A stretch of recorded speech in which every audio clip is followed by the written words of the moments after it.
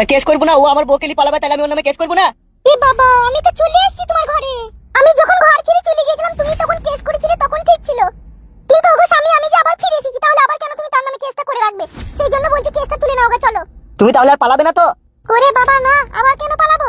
আর পালাবো না, ওই ছেলেটার নাম থেকে তুমি কেসটা তুলে নাও গা, চলো। দেখো বউ, আমি তোমাকে ভালোবাসি বলে তোমার উপরে বিশ্বাস রেখে কিন্তু আমি কেসটা থানা থেকে তুলে নিচ্ছি ওই ছেলেটার নামে থেকে। কিন্তু তোমাকে আর পালাইলে হবে না বউ, আমি তোমাকে বিশাল ভালোবাসি। ওরে পাগল ভাতা, কাদা কুকুর বেটা, আর পালাবো না, চলো কেসটা তুলে লিগা। বেশ, এসো বউ, এসো। চলো চলো।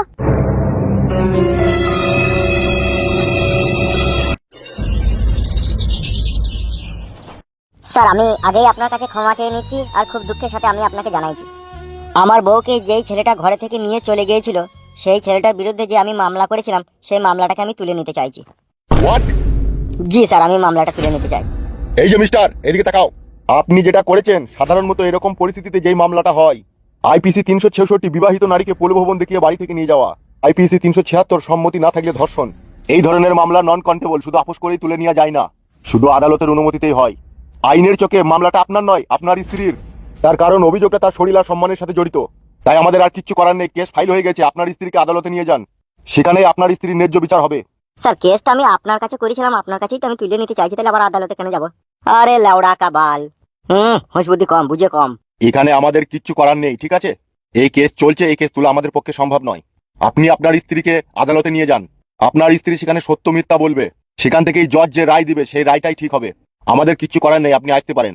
আর আমি একটা সামান্য জিনিস আপনার কাছ থেকে জানতে পারি কি, আপনি কেন ওই ছেলের বিরুদ্ধে কেসটা তুলে নিতে চাইছেন? স্যার, আমার স্ত্রী আমার কাছে ফিরে এসছে, আর আমার স্ত্রী আমাকে বলছে আমি তোমার সাথে সংসার করব, ওই ছেলেটার বিরুদ্ধে মামলাটাকে তুমি তুলে নাও। ওই ছেলেটাকে ফালতু ফাঁসিয়ে আর কোনো লাভ নেই। আমি তো তোমার কাছে চলেই এসেছি, আর আমি তো কোথাও যাবো না, তাই বলছি কেসটা তুলে নাও ওই ছেলেটার বিরুদ্ধে। ওটা আপনার স্ত্রী বলছে? জি স্যার। ই শালা মরবে রে, ইয়ার হুঁশ বুদ্ধি খুব কম। হরিনাথ বাবু, অত বকেন কেন সবসময়? I'm really sorry sir. এই যে মিস্টার, কান খুলে একটা কথা শুনে রাখো। বলছি, নারী হইল তালমিস্ত্রির ছুরি, এরা যেতেও কাটে আসতেও কাটে। তাই বলছি, হুটহাট করে কোনো সিদ্ধান্ত নেওয়ার আগে মেয়ের বাড়ি থেকে তার মা বাপ, আত্মীয় স্বজন, ভাই বন্ধুদেরকে দেখে ঘরের ভিতরে 4 দেওয়ালের মাঝখানে একটা গোল মিটিং করো। কি কেস তুলে নেওয়ার পরে ওই নারী সত্যি কি তোমার সাথে সংসার করবে, না আবার ফুরুত হয়ে যাবে? বুঝতে পারছেন না স্যার, এসব ছেলেটা চাল, ছেলেটা বলেছে 2 দিনকার জন্য যা দিয়ে কেসটা কোন তুলে নেবে, আবার টিকটুকলি পালাবো। হইতে পারে, না আবার কিছুই নাই। এখন তো এইসবই চলছে, ঝাঁপির ভিতর ঝাঁপাঝাঁপি। এখন ঝাঁপির ভিতর ঝাঁপাঝাঁপি না করে মেয়ের বাড়ি থেকে তার আত্মীয় স্বজনকে ডেকে বাড়িতে একটা কাপাকাপি করো। কাপাকাপি করার পরে যে সিদ্ধান্তটা নিবে সেটাই ফাইনাল করবে। বুঝতে পেরেছো ইয়াংম্যান? ইয়েস স্যার, বুঝতে পেরেছি। তাহলে আবার দাঁড়িয়ে থাকার কোনো দরকার নাই তো, সোজা গেটের বাইরে। Okay sir, thank you so much. Sir, আপনি কিছু বুঝতে পারলেন? কি বলতো? মেয়েটার মনের ভিতরে যা হোক কোনো কিন্তু রয়েছে, না হলে কেসটা এখানে তোলা হলো না বলে আমাদের উপরে কিরকম রাগান্বিত হয়ে আছে দেখতে পাচ্ছেন না মনে মনে। যেই ছেলেটা ওকে নিয়ে পালিয়ে গিয়েছিল ওই মেয়েটাকে, সে বিশাল খেলাড়ি ছেলে। সে শালো যখন বুঝতে পারলো আমার নামে কেস হয়ে গেছে, তো হেগ মেয়েটাকে আবার গোল মিটিং চাল করে এখানে পাঠিয়ে দিয়েছে ওর স্বামীর কাছে, যে তোর ভাতারের কাছে 2 দিন সুগা একটু আরাম করে দিঘা দিয়ে ওকে কেসটা তুলি লিগা। কেস তোলা হয়ে যাবে, আবার তো খেলে পালাবো। ওই শালা যদি নিজে থেকে কেস তুলি লাই, আবার যদি পরে কেস করতে আসে, তখন তার কেসটা আমরা নেবো না, সেইটাই ওই ছেলেটা ভেবে নিয়েছে। ঠিকই বলেছিস তো, হইতে পারে এরকম। এইসবই তো আজকালকার যুগে চলছে। এখনকার যুগে ছেলেদের থেকে মেয়েরা বিশাল শিয়ানা হয়ে গেছে। আগেকার যুগে ছেলেদের নামে থানাতে মামলা মোকদ্দমা বেশি জমা হতো, কিন্তু বর্তমান যুগে মেয়েদের নামে মামলা মোকদ্দমা বেশি জমা হয়েছে। মানে মেয়েরা ছেলেদের থেকে 2 ইঞ্চি এগিয়ে গেছে। ফ্যাদ্দা মুখ, অতই যদি বুঝিস তা পানি পানি মুতিস কেন বে তুই? কিডনিতে পাথর হয়ে যাবে বলে পানি বেশি খাই, সেই জন্যই মূর্তি বেশি। ফ্যাদ্দা মুখু।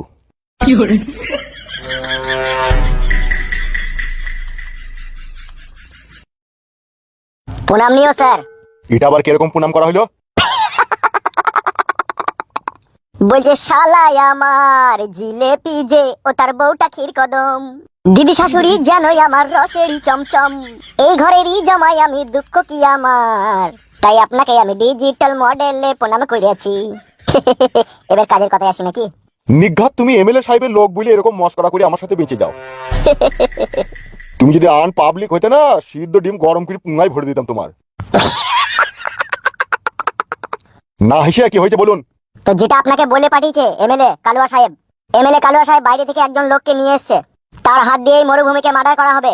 বাইচার যদি রাতের অন্ধকারে আপনার কাছে ফোন আসে, তাই এমএলএ কালুয়া সাহেবের হুকুম, খবরদার আপনি থানা থেকে বেরিয়ে যাওয়ার চেষ্টা করবেন না, মার্ডার হয়ে যাওয়ার পরে আপনি যাবেন। এমএলএ কালুয়া সাহেব কি তার লোকজনকে দিয়ে মরুভূমিকে মার্ডার করবে নাকি? Yes sir. কি আর করবো বলেন, সাধারণ জনগণ হয়তো ভাবে আমরা অনেক বড় ক্ষমতার চেয়ারে বসে থাকি, আর সেই ক্ষমতার চেয়ারে বসে থেকে সাধারণ জনগণকে রক্ষা করি। এটা তো সামনের হিস্ট্রি, যেটা জনগণ জানে। কিন্তু এই হিস্টোরির পেছনে আরো একটা বড় হিস্টোরি রয়েছে, সেটা হয়তো সাধারণ জনগণ জানে না। আর সেই জিনিসটা জানে না বলেই আমাদের কাছে ফোন করে সাহায্য চানো হয়। অফিসার, কে জানলো আর না জানলো সেটা জেনে আপনার কোনো লাভ নেই, আপনি জানলেই হবে। আসছি আমি।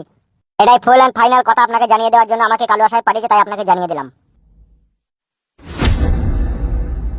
বুঝলেন হরগোবিন্দ বাবু? জি স্যার, বলুন।